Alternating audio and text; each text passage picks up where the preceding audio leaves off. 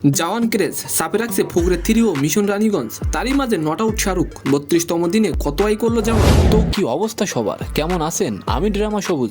আর আজকে আলোচনা করবো আয় কমলেও হলো এখনো রমরমে শাহরুখ খানের জওয়ান। 32তম দিনে কত ইনকাম করলো জওয়ান, এই বিষয় নিয়ে রবিবার জওয়ানের বাজার খানিকটা দমে রেখেছে মিশন রানীগঞ্জ ও ফুকরে 3। আমি বিশ্বাস করি না। বাপ্পারাজ ভাই, আপনি বিশ্বাস না করলেও আমার কিছু করার নেই। কেন? কারণ অক্ষয় কুমারের মিশন রানীগঞ্জ সিনেমা এর সাথে জওয়ানের টক্কর চলছে। আপাতত বেশ কিছু বলিউড সিনেমা চলছে সিনেমা হলে, যার ফলে জওয়ানের রাজত্ব এখন একটু কম। ও শিট। তবে তাতে খুব একটা দমে যায়নি জওয়ান। SACNIL.com-এর রিপোর্ট অনুযায়ী পঞ্চম রবিবারে অর্থাৎ 32 নম্বর দিনেও এসে জওয়ান ঘরে তুললো 2.75 কোটি রুপি। দক্ষিণের পরিচালক অ্যাটলি কুমারের সঙ্গে শাহরুখের জুটিতে মাস্টারপিস পেয়েছে বলিউড।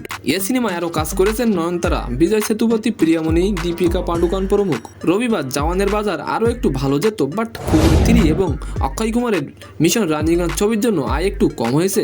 তো আজকের ভিডিওটি কেমন লাগলো অবশ্যই কমেন্ট বক্সে জানাবেন। আর ভিডিওটি যদি ভালো লাগে অবশ্যই একটি লাইক দিয়ে আমাদের চ্যানেলটিকে সাবস্ক্রাইব করে দিবেন। ধন্যবাদ।